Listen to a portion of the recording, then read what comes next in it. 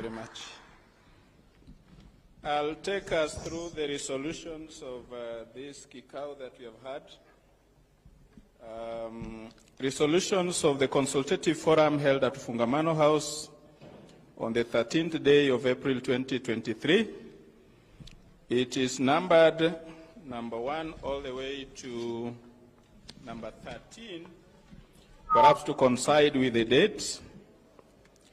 On the consultative meeting held on the 13th April 2023 at Ufungamano House, the participants appreciated the citizens, civil society, faith community, representatives of various progressive movements and formations, and the Azimio leadership for participating in an open, honest conversation on matters affecting the people of Kenya, and the commitment for a culture of reasoning together and the holding of consultations based on truth, dignity, and respect.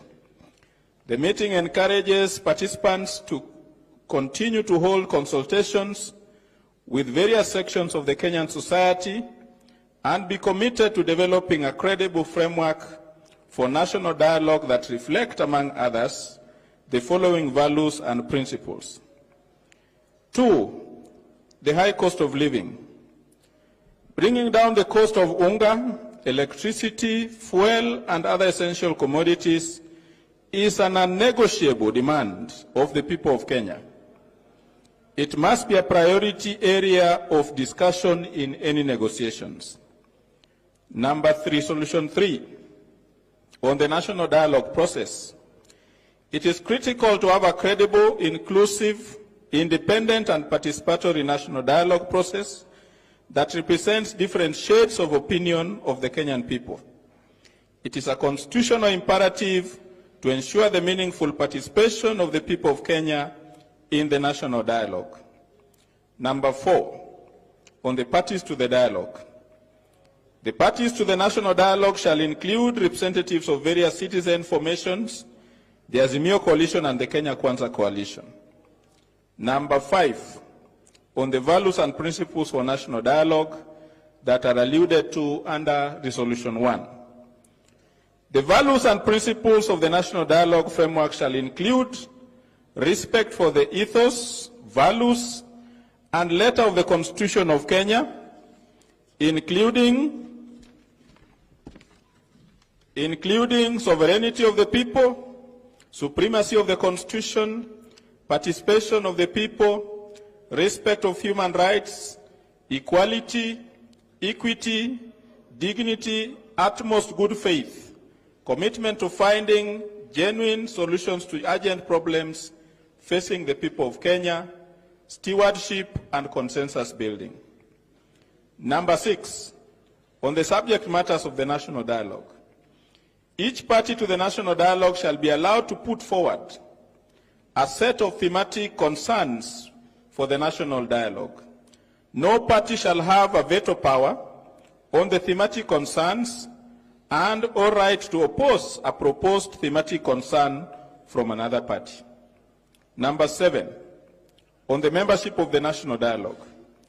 Each party shall nominate an equal number of membership and shall at any time have the power to recall any of its members and appoint a new one.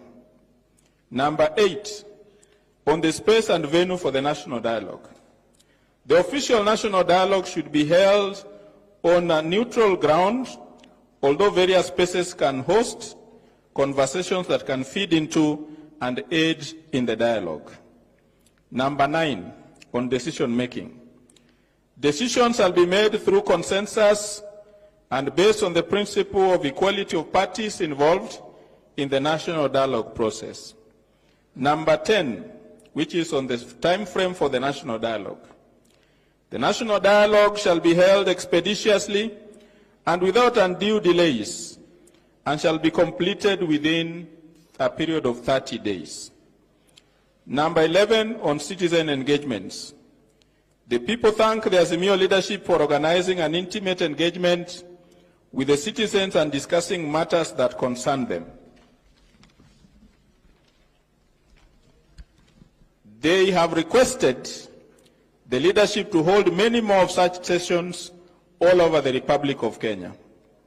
Number 12, on the final outcome of the national dialogue. The final outcome, including the narrative report that may include proposals for constitutional, legal, policy, and administrative instruments and stroke measures, shall be subjected to the necessary and meaningful participation of the people. The agreement emerging from the national dialogue shall be given the force of law without any alteration whatsoever. The last one, which is number 13, Resolution 13, on the resumption of peaceful protests as enshrined in the Constitution. The people observed worrying signs of lack of seriousness from the Kenya Kwanza regime to an honest, inclusive, and credible process of national dialogue, and have called on the Azimio leadership to immediately resume maandamano immediately after the end of the holy month of Ramadan. Those are the resolutions of this.